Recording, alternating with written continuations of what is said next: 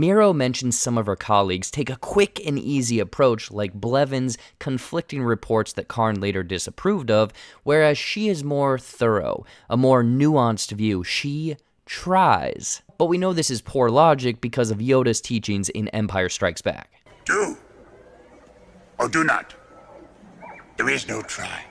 Melshi, who we mentioned earlier, is played by Duncan Pow and is not only part of Andor's Table 5 crew, but seemingly shows up in Rogue One, breaking out Jyn Erso and also fighting on Scarif, meaning that Andor recruits him after this assumed prison break or escape. The prison guards' boots look similar to the prison boots from Face Off. Instead of magnetizing them to the floor, they prevent shocking against the tungstoid floor. Also, fun fact, the Face Off boots were actually repurposed Goomba boots from the 1993 Super Mario Bros. Movie, so the more you know. The prison uniforms with the white and orange coloring look similar to prison uniforms used in real life, but more importantly, they are similar styles as those from Star Wars Rebels and the factory labor workers worn on Lothan in Season 3, Episode 10. Andy Serkis plays Kino Loy, the man in charge of Level 5's day shift. However, Serkis also performed motion capture and voice work for Snoke in the sequel trilogy, but we all know his time in that role was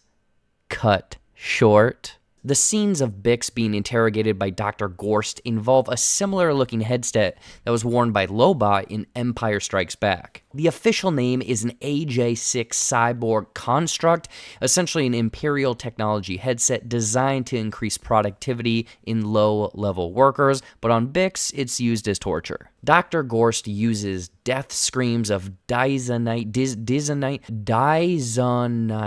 children the Empire had eradicated to torture Bix. This form of, quote, enhanced interrogation has actually been used by the CIA, constantly blaring crying children. Man, it's like my showing of Black Adam. Hey you! Shut that baby up!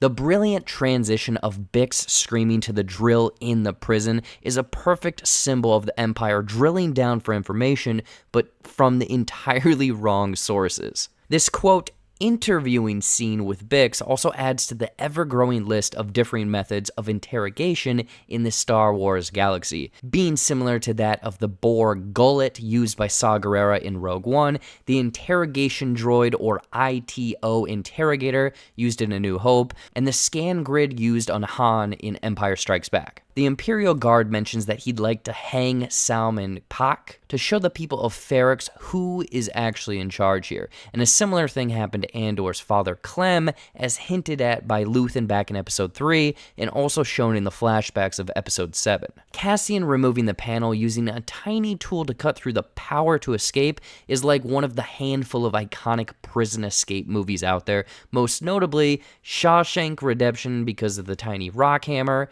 Andy Dufresne uses. Mon Mothma mentions the Public Order Resentencing Directive, or PORD, the law that the prisoners ask about in, last week's episode, is the next step in total control by the Empire, but also used as a way to speed up the production of the Death Star, because it's mentioned that they are behind schedule in later films, and/or even mentions that prisoners are way cheaper than droids and easier to replace. Mothma mentions the Senate as a temple. Before Palpatine took control, the Jedi Temple and Senate had very similar viewpoints. Both church and state were connected at this time, rather than what we see here. Vel mentions that she was traveling for the last 6 months, which was actually her time on the Aldhani job. Mothma has no clue that Vel, her cousin from what we learn here, was one of them in the heist job, therefore creating another connection to the rebellion than just Luthen. This talk between Andor and Kino about how the Empire is essentially fat, dumb, incompetent has some of the same kind of beats as Andor's first conversation with Luthen. Almost as Andor himself is a spark of the rebellion, passing his rebellious spirit on without him really even knowing it. Meero makes the connection to Andor being involved with Aldhani and Ferrix because a witness said that they saw a clean-shaven, which relates back to his Imperial mugshot hologram from earlier. Ironically, him shaving, which in any other situation would hide his identity, instead made it much clearer. Karn is having a delicious breakfast of blue milk and some sort of cereal. At first thought they could be Greedos, Raisin Han, or even Karn flakes. But yeah, it's just the blue and purple pieces from the 2020 limited edition Trolls World Tour Tricks cereal.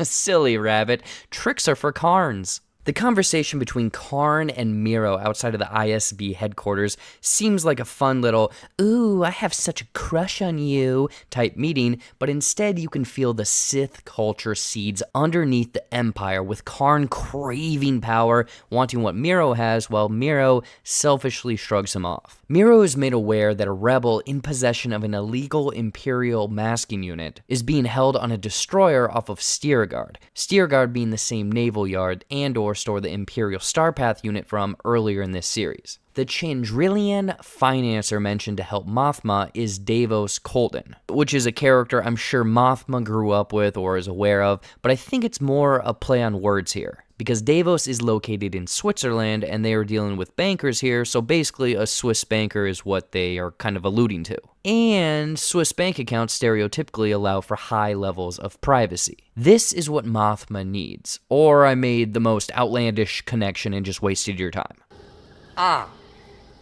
Your support is well seen. Anto Krieger was mentioned by Saw Gerrera in last week's episode, and the Empire has one of his crew members in custody. Gerrera mentioned that Krieger was slow and stupid, which explains why the Empire is now blowing up his spot. Further mentions of Caffrine, which is where Andor collects the intel at the beginning of Rogue One, potentially being actually one of Krieger's men. There's also conversation of killing the pilot, forging official documents to say that it was all an accident, and then using him as bait, which is all too real way of showing how the corruption amongst the Empire is a thing, and also mirrors that of real-life authorities. And the medtech is featured in a different white and teal outfit. Teal is often a color associated with revitalizing and rejuvenating, hence a medical professional, but also represents open communication and clarity of thought, which feels like him informing Andor and Kino of the incident on level 2, and Kino ending the episode with a clear mind and giving up the guard numbers. And that has been Jared's Easter eggs. If you want something else to watch, be sure to check out some of our other cool videos, whether it be our John Carpenter's The Thing breakdown or our constant House of Dragon videos, and enjoy. With that out of the way, thanks for the constant support. I've been Jared, and I have to get back on program. I'll see you in the next one. Take care and peace.